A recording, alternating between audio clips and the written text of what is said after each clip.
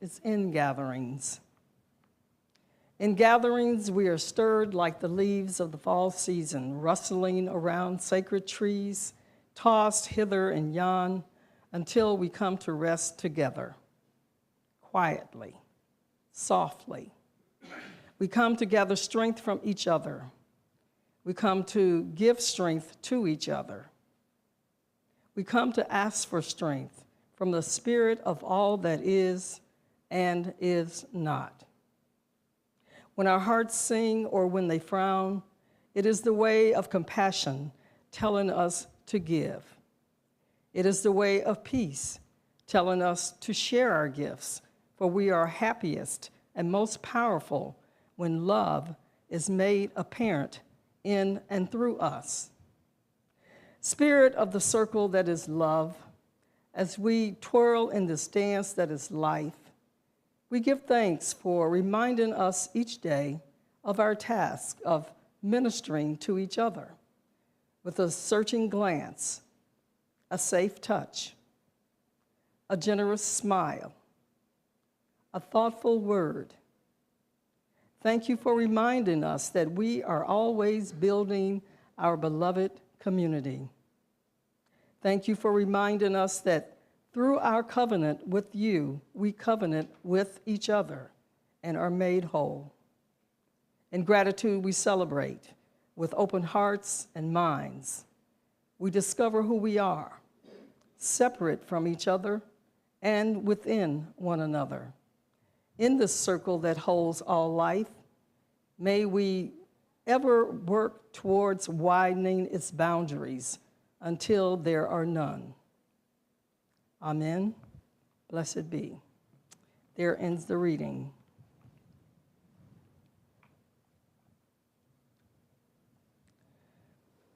As mind-oriented beings, it's easy to get caught up in thinking our way through life. Yes, the mind is necessary, but when we are mind-dominated, the heart is closed. Awakening the spiritual heart is the main point of spiritual growth and expanding consciousness. For the majority of us, it's the first possibility to experience what love is and not just talk about it. It's not a coincidence that throughout history, many cultures and spiritual practices have emphasized the importance of following our heart, listening to our heart, and gaining wisdom and intelligence from our heart. Early Christian mystics spoke of lowering the mind to the heart, which is a simple practice to begin thinking from your heart and loving from your mind. Heart is a metaphor for the things that we care about, that are meaningful or significant to us.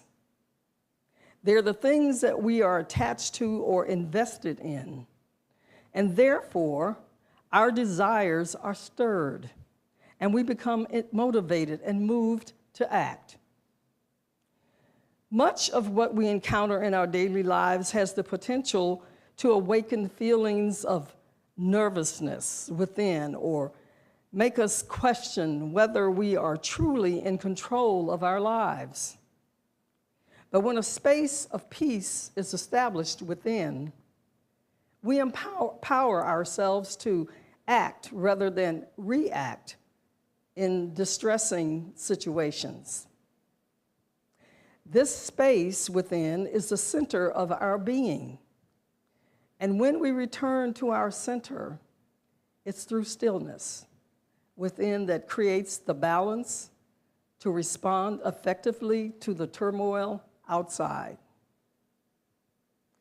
Now, it's not to suggest that we will no longer have problems, because they are part of the human existence. But you will find that approaching life's challenges through the heart center is an easier, less stressful process than when it is through fear and trepidation. Spiritual awakening is so much more than being religious, because religion itself can create division among people, and is often an impediment to spiritual growth. Spiritual awakening has been taught by Buddha, Jesus, and other prophets and philosophers throughout the ages. It simply means that you have been enlightened into understanding the need for compassion, humility, and love towards everything, anything, and everyone. With this comes a spiritual understanding that embraces all faiths and cultural differences. We may be able to achieve many positive accomplishments in our lives, improve self-esteem, and decrease our emotional reactivity, but sometimes we find that we lack a certain level of completeness. That lack cannot be fulfilled through our attempts to develop healthier mind. The feeling of wholeness and completeness can only be found through our heart, the ever-present doorway to feel profound peace, gratitude, joy, and unconditional love. Taoist philosophy tells us that spiritual awakening will not happen until a person understands that their existence goes beyond the confines of what is known as the acquired mind, or ego. We are a self-preserving species, and the ego works hard to help us resist change. Think of it this way. Our spirit coexists with our ego. Through the years of learning and interacting, the ego adopts things that we like and things that we don't like, as well as convictions that separates what's good and what's evil. All of these factors will vary in particularity depending on culture and familial undergirding. However, contrary to popular belief, one doesn't just wake up one day as an enlightened being. You don't emerge from sleep one day feeling this energy coursing through your body, because there is no straight path to spiritual awakening. It's full of twists and turns and ups and downs. There's a deep-seated socialization and conditioning that must be unearthed, because through years of even a lifetime of neglect, we have allowed the spark of our divinity to become covered over and hidden from view, which makes going through a spiritual awakening one of the most confusing, lonely times in our life. Sometimes people experience spiritual awakening as a slow learning process. No bright lights, no sudden transformation, just a slow, winding, sporadic process of growth. This type of spiritual awakening usually doesn't happen by accident. Someone usually leans into their spiritual hunger intentionally by connecting with a spiritual group of some sort. It might be a church, a synagogue, a yoga class, a recovery group, a Bible study, or a spiritual retreat, sometimes a spiritual mentor, or a college class. But you lean into a growth process with other people. Over a period of time, you will be able to look back and see that you have grown and developed spiritually. Many people have had mystical or paranormal experiences. These experiences can awaken us to something transcendent and greater than our small selves. Through proper discerning and interpreting, they can lead to spiritual growth and transformation. However, many people who have mystical experiences are reluctant to share for fear of being labeled as mentally or emotionally unstable. Marriage, career, faith, and community are major pillars that we build our lives on. And when these are shattered through illness or some other tragedy, it can cause a deconstruction of both faith and life. These are times when people begin to question what they believe, or if they believe anything at all. To paraphrase Thomas Paine, these are the times that try our souls. However, people can rebound from these dark days, months, sometimes years, that can lead to seasons of spiritual growth and transformation. Because an encounter with darkness can awaken us to something transcendent. Both the Judeo-Christian tradition and Buddhist tradition cite cravings for more of everything as the cause of distorting the true meaning of life, and true spiritual awakening can only occur when we are liberated from these cravings.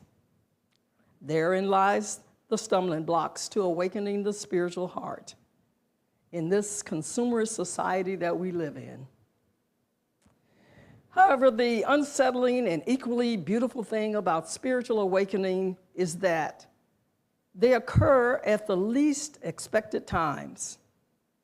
There's no way you can plan for them because they lurch into life and, like tornadoes, shake up everything. But the gift that's buried deep within them is that they occur at the precise time that we need them the most. Even though we say we are awakening the heart, what we are really doing is reawakening our memory of it, because essentially the spiritual heart is always awake and ready to light our path to enlightenment. Our spiritual heart is the bridge between our soul's message and the mind. The mind receives the message and creates the action, which moves the matter. Our actions, our thoughts, and emotions move the matter primarily governed by our hearts and spirits. Therefore, we can consider the spiritual heart the decision maker. Nothing happens to us, things happen for us. Ultimately, every experience and everyone brings us an opportunity for our spiritual growth. No one's heart ever broke because we loved too many people. And the heart speaks a language that the intellectual mind doesn't understand. The more love you give to others, the more you will be filled with love. Love expands, and our spiritual journey is one of expansion, one of falling in love with everyone, everything, and ultimately seeing divinity in everything. When we practice living from the heart, every activity is infused with conscious intent. We're here to grow our souls together. And if we trust our feelings and act upon them to put us in communication with the heart, it's not difficult. We're linked to one another in more ways than we can imagine. And the spiritual heart is a gateway that brings the spiritual into the physical experience. Although we may have profound differences, we share a common bond as members of the human tribe. It is only with a compassionate heart that we make the choice to quiet our minds and open our hearts to look past the outward experience and appearances of race, sex, religion, politics, and economic status. Ask your heart for guidance when making choices and when negative thoughts arise. And if you can, you'll be able to shift your attention to something beautiful by making love the foundation of your thoughts and words and actions. Compassion is what makes our lives meaningful. It is the foundation of the heart of one who acts out of desire to help others. When we awaken the heart, the boundaries between self and others diminish. However, life is not all light and blessings. There will be days and feelings of loss and loneliness. But if we are truly open to journeying the path to a greater awakening, we'll learn to face our shadows because we'll want to find out where they came from. And we all have a shadow side because no one is perfect.